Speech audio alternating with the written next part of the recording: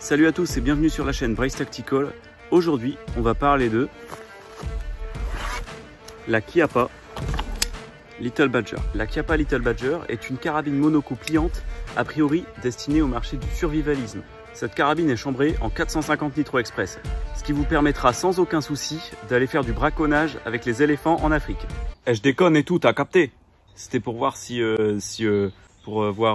vous suiviez quoi. La Little Badger de chez Chiappa est bien évidemment une arme de petit calibre. Elle est disponible soit en 22 long rifle, soit en 17 HMR. Cette carabine étant destinée au marché survivaliste, il m'a semblé logique pour ma part de la prendre en 22 long rifle, le calibre étant beaucoup moins cher et beaucoup plus disponible que le 17 HMR. La Chiappa Little Badger est une carabine bien conçue et bien travaillée. Elle est peu chère, elle coûte environ 150 €, mais très fiable et très opérationnelle. Opérationnelle dans ce sens qu'on peut réellement s'en servir. Petite revue de la carabine.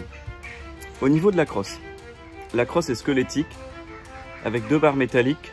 Ça nous rappelle un petit peu la crosse de la Sten Mark II de la Résistance. Une plaque de couche premier prix en plastique qui est amplement suffisante. Le calibre est très faible, on ne va pas aller sur la lune. Un petit rail ici qui nous permet d'accrocher jusqu'à, me semble-t-il, 12 munitions.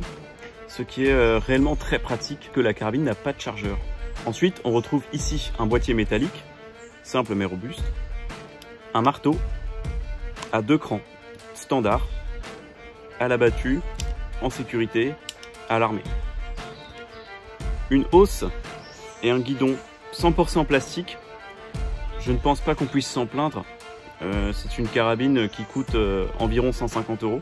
La hausse est réglable et globalement les organes de visée sont inspirés du monde militaire. Ici, un renfort Picatinny, toujours pareil, ce qui permet d'accrocher par exemple un organe de visée.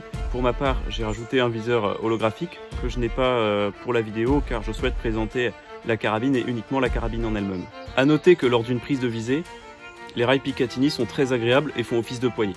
Évidemment, un canon et une bague filetée qui, petite déception, est en plastique. C'est vrai qu'elle aurait pu être en métal. Le seul petit point négatif que je pourrais corriger sur cette carabine. C'est vrai que surtout que d'un point de vue survivalistique, une bague en métal aurait été plus durable qu'une bague en plastique. Et il faut savoir que la bague filetée est extrêmement importante pour la protection du filetage. Quitte à payer 10 ou 20 € de plus, j'aurais préféré une bague métallique. La carabine s'approvisionne par brisure. Ça nous rappelle un petit peu les carabines à plomb de la fête foraine.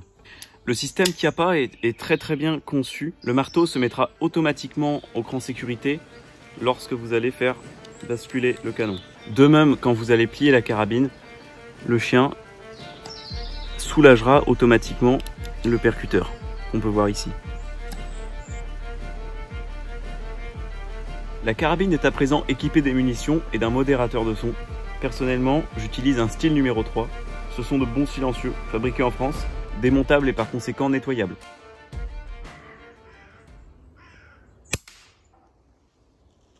Voici le premier tir à environ une vingtaine de mètres. La cible n'est vraiment pas très grande. Bon, je pense qu'on peut en déduire que la carabine est très précise, sachant que c'est tiré avec des organes de visée assez rudimentaires. Hein. Donc c'est vraiment très correct. Un bon tireur peut le mettre dans le mille à chaque fois sans problème. Voici une série de tirs suivantes. On ne fera pas de destruction d'objets aujourd'hui, comme cette vidéo n'a pas pour but de vanter les performances qui sont, croyez-moi, réelles du calibre 22 long rifle, mais pourquoi pas dans une autre vidéo.